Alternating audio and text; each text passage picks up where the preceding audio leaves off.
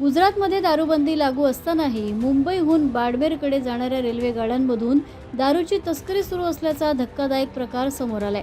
दारूची वाहतूक करणारे तस्कर जणू दारूबंदीच्या दाव्यांनाच आव्हान देत आहेत। इतकंच नाही तर गुजरात पोलीस, रेल्वे पोलीस आणि प्रशासनाचा कोणताही धाक नसल्याप्रमाणे हे प्रकार सर्रास सुरू असल्याचं दिसून येत आहे।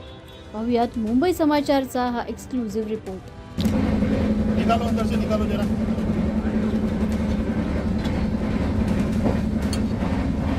अरे रुको भाई, ये बाजू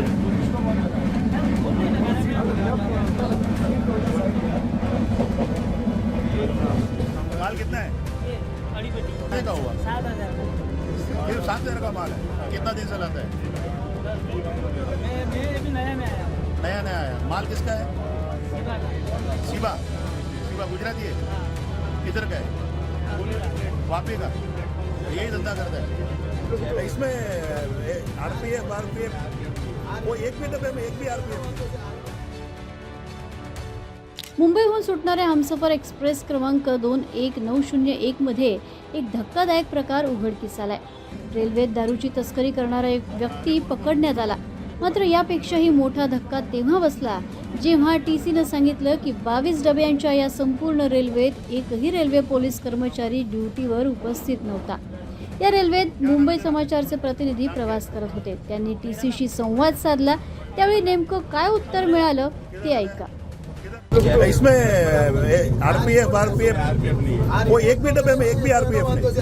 नाइट का ट्रेन है, इतना लंबे ट्रेन जा रहा है, एक भी पुलिस। मुंबई सूरत के बीच में कोई नहीं। आगे से आएगा तो मालूम नहीं, बाकी नॉर्मली नहीं रहता है। नॉर्मली रहता है। हाँ, लेकिन ये तो वापस से चढ़ो। एक तो होना चाहिए ना। प्रवाशांनी अधिक चौकशी केली असता दारूनं भरलेली बॅग घेऊन एक व्यक्ती तब्बल 1 तास शौचालयात बसून असल्याचं समोर आलं।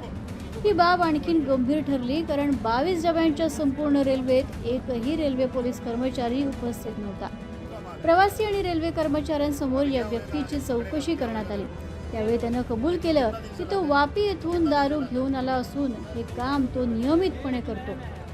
त्यामुळे गुजरातमधील दारूबंदीच्या अंमलबजावणीवर गंभीर प्रश्न उपस्थित झालेत। निकालो अंदर से, निकालो जरा।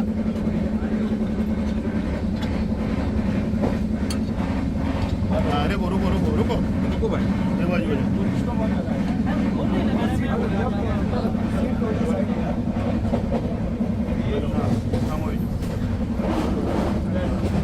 क्या नाम है तेरा? नाम क्या है?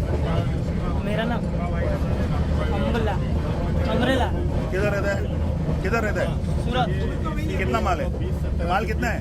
ये अड़ी पेटी यानी कितने लाख का हुआ? कितना लाख का कितने का हुआ? 7,000 का। ये 7,000 का माल है। अभी क्या होएगा? आगे पकड़ेगा तो क्या होएगा तेरे को? जेल होएगा। कितना दिन से लाता है? मैं अभी नया में आया। नया आया। माल किसका है? शिवा का। शिवा गुजराती है। हाँ। किधर का है? वापी का। यही धंधा करता है। इसके पहले कोई पकड़ा है उसका कि नहीं? पकड़ा के सेटिंग में छोड़ देता है। मैं भी आया, मेरे को पता नहीं। लेकिन नॉर्मली ऐसा पकड़ा के सेटिंग में छोड़ देता है कि रखता है? मेरे को पता नहीं सर, मैं भी आया नया धंधा। तो तेरे को डर नहीं लगा? डर लग रहा है इसके लिए तो डर लगता तो लाना नहीं चाहिए ना। क्या करेगा? बच्चा है, पेट में उसका पेट है ठीक है, लेकिन गलत है ना। हाँ, तू गलत है। गाड़ी में अंदर बैठ गया, कोई लड़का आएगा, लड़की लेडीज आएगा, डर नहीं लगेगा उसको?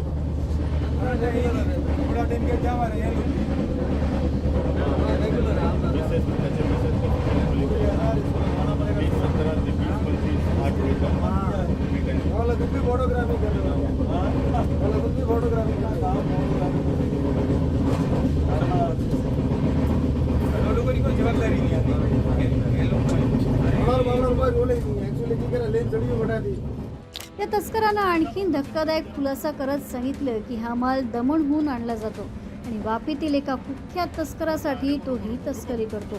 याहूनही गंभीर बाब म्हणजे त्याच्या बोलण्यात कायद्याची कोणतीही भीती दिसून आली नाही। जेलमध्ये जाईन आणखीन काय अशी उडवाउडवीची उत्तरं त्याने दिली। एवढंच नाही तर 4-5 दिवसात मी पुन्हा बाहेर येईन असंही तो म्हणाला। हे विधानच दाखवून देतं की तस्करांच्या मनात कायद्याचा धाक उरलेला नाही। याशिवाय या दारूच्या साठ्यात बनावट दारू असल्याचीही चर्चा आहे. प्रवाशांच्या मते अशी बनावट दारू लोकांच्या जीवाशी खेळ करू शकते आणि भविष्यात एखादा मोठ्या विषारी दारू दुर्घटनेलाही कारणीभूत ठरू शकते. जेव्हा सार्वजनिक वाहतुकीच्या अशा महत्त्वाच्या माध्यमातच सुरक्षेचा अभाव दिसतो आणि पोलिसांच्या अनुपस्थितीत असे अवैध प्रकार सुरू राहतात, तेव्हा यासाठी जबाबदार कोण? रेल्वे पोलीस आणि तस्कर यांच्यातील संगनमतामुळेच हे रॅकेट सुरू आहे का, असा प्रश्न आता उपस्थित होतोय. मुंबईहून सुटणाऱ्या रेल्वे गाड्या दारू तस्कर आणि समाजविघातक घटकांचा अड्डा बनतायत का, असा प्रश्न आता उपस्थित होतोय. या घटनेमुळे रेल्वे प्रशासनाच्या सुरक्षा व्यवस्थेवर गंभीर प्रश्नचिन्ह निर्माण झालेत. सुमारे 13 तासांच्या रेल्वे प्रवासादरम्यान प्रवाशांच्या सुरक्षेची जबाबदारी नेमकी कोणाची? रेल्वे पोलीस आणि प्रशासन अजूनही झोपेत आहेत का? तुम्हालाही रेल्वे किंवा सार्वजनिक वाहतुकीत असा कोणता अनुभव आला असेल तर आम्हाला कमेंट करून नक्की कळवा.